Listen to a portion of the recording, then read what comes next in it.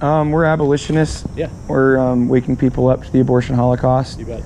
Because there's kids being like mass murdered in this city, and many Christians are acting like it's no big deal. Totally.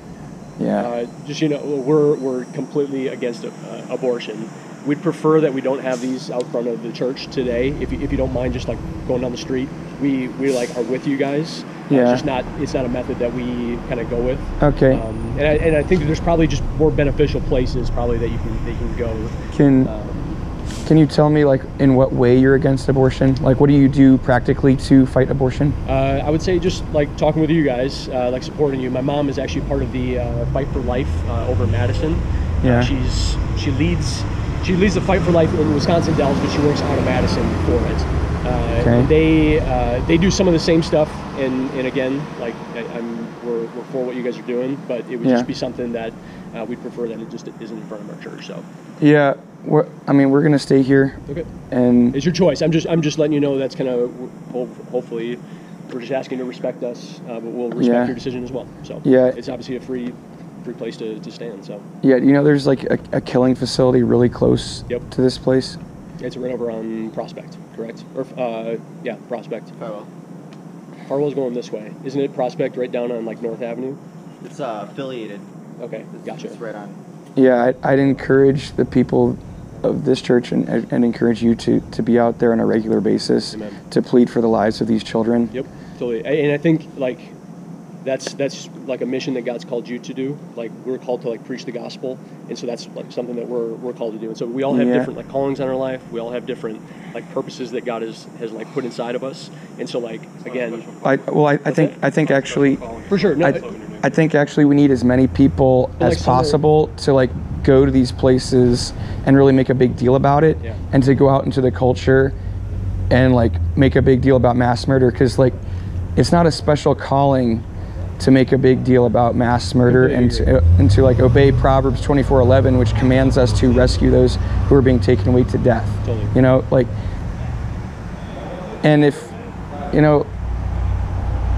there's so many Christians who aren't doing anything, and so there's a lot of Christians who are like, yeah, that's your calling, and it's my calling to do this thing. Right. But we need to prioritize the needs of our neighbors. We need to look at the needs of the people around us and say, who is in the most need? What is the most urgent need in this community? What do we need to devote the most time and resources towards? Sure. So. And you see this is the greatest need, and we see other things as the greatest need. Our world is full of needs, and so we want to help out a lot of different people. So you're saying that, like, what other need do you see as greater, like, in terms of like physical needs of people in this community? What need is greater than the mass murder of children? With the numbers, there probably isn't a greater need when it comes to like a practical matter. Yeah. Spiritually speaking, like people need Jesus, and you guys all agree with that. Right. So people need Jesus everywhere.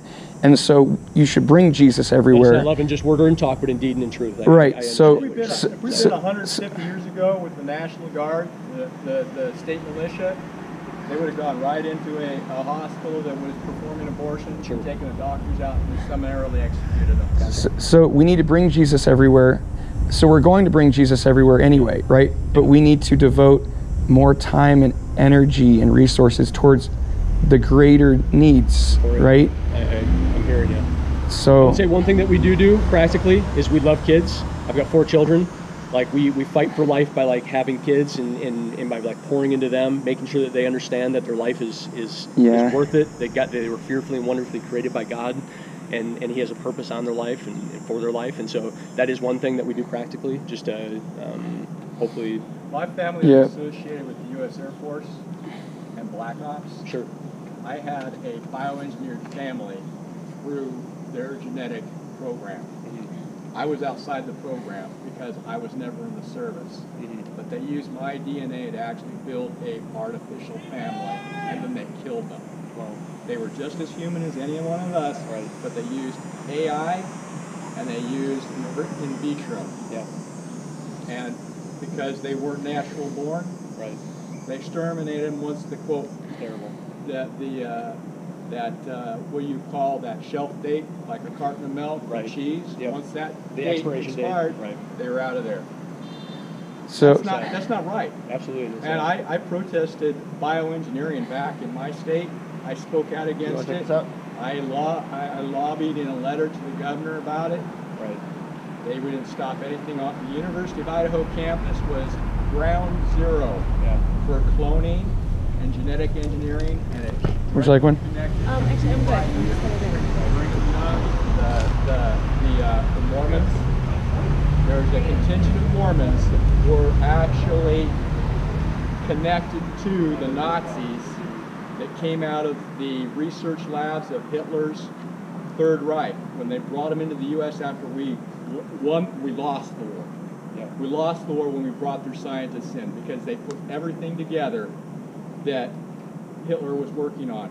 So there is a bioengineering program out west, and it's spread clear across the United States, but it was centered in New Mexico, Indiana. It would be outside of that base, Wright-Patterson. Yeah, that was the center, Wright-Patterson, Los Alamos. So I know what these guys are talking about because this here is a product of the German anti-Semitism, and having lost my own family because of what they were doing back there, it's a nightmare. I'm sorry to hear that. Hey man, would you like one? Control in the medical community. Kids are being mass murdered. They need your help. Yeah, so like this is an urgent need. Like we need to live our lives the same way we would live if born children were being taken into killing facilities and slaughtered in our community. And I don't think that's happening. I think there's some discrimination going on in Christians, in the churches, because if there were mass killing incidents of born people happening all over the place, I think we'd see a lot more outcry and outrage, but there's not the same level of urgency for these children. So I exhort people to stop discriminating and to make a big deal about this and to, you know. Gotcha. Well, like I said, we do make a big deal about it. In what way though? Yep. In what way? We talk about how life is God's will. Okay, that, but like every life is the will of God. Do you go out and preach that to thousands of people in the streets to change the culture so that thousands don't get murdered? I think that, yeah, in our life, like there are tons of people that we get together in small groups all over our city every single week. We invite people in and we talk about those kind of things. Yeah, but that's not going. I'm saying there's some methodology being used in the churches now that's not effective at changing the culture, and we need to change the culture by reaching thousands upon thousands of people with this truth and educating them. Overt public demonstration or display to the community like the Catholics have been doing in their churches. We need to be visible for invisible children. We need to be a voice for the voiceless, and most churches aren't doing that. They're using methodology that's not really going to end it. We need to try to end it, abolish it, make it culturally unacceptable. But now people are just kind of tolerating it, just kind of doing their like little pro-life thing, and then they've like checked off their pro-life box. Yeah. But they don't have like a sense of urgency to like stop it and abolish it, right? Well, so two-thirds of our evangelical population use birth control in one way or form or have practiced abortion. So the abortion bills, there's no one out there. More Catholics. Well, I guess, like I mentioned before, I think like everyone has like something that like they're passionate about, and God has like placed that in them. For you guys, it's clearly like ending abortion. We love it. We're behind it. For us, it's preaching the gospel. Yeah, and so why don't you have a passion about stopping like local mass murder? Wouldn't that be like a top priority for you? We're passionate about everything, but we can't give all of our resources and time to like one thing. I'm not saying give all of it to one thing. I'm saying make a big deal about it and allocate a lot of time and resources towards it, right? That's making a big deal about that. Yeah. In a family, I'm the father, right? Yeah. I'm not asking my kids to be that, right? Because they have a different function in the family. I just think that diversity is our strength in the in community and in the church worldwide. Because God's put a mandate on our life for something, just like He's put a mandate on your life for something. I'm going to stand before Him for what He's called me to do, which is why it's super important that you do what you're called to do, because He hasn't called me to do exactly what you're called to do. Well, not exactly in terms of like exact actions we're taking, but like in terms of like obedience to God and His commands, like rescue those being taken away to death, which is a command to everybody in the Bible. So like, but like, are we really loving people if we're saying we're just focused on preaching the gospel, but we're not too concerned with actually saving all of these thousands of kids who are being ripped into little pieces and like slaughtered in our city. You know, like what's the point of preaching the gospel if you're not making a big deal about justice and mercy, right? You might become like Pharisees who need to be rebuked. Way, we actually do work with, you know, what is the place called? CareNet. We work with CareNet, right? Actually, in a couple weeks. And that's unfortunate because I believe CareNet kind of presents abortion as like We're not going to be able to make one of like actually a choice. They don't really treat it like it's murder. Like they're not communicating that it's actually murder. So I'd encourage you to not partner with them. I know that they've helped a lot of women decide not to have abortions. Okay. So hopefully you can thank God for the X number of lives that they have saved, and we can praise God for that instead of criticizing them for any little things that you feel like they have going wrong. But we do partner with them. We do care about them and the women that they treat. Okay. It's not a little thing to like belittle the murder of children. It's not a little thing either to like celebrate or like to not celebrate the lives that they have transformed. Well, the problem is their neglect for the gospel. I mean, you go on their website, you will not see the gospel anywhere. And you have these like actual biblically sound CPCs that were later on bought out by CareNet, and now they instruct their Bible counselors to leave scripture out of it when they're out at the abortion clinic. And that should be a deal breaker. I think we're going to have to agree to disagree. Like I mentioned, like we prefer that you guys don't stand out here. I understand that it is your choice. Okay, because we have an unbelievable amount of people who don't have a framework for the gospel and feel like we have a safe place to not believe and come and learn about Jesus. And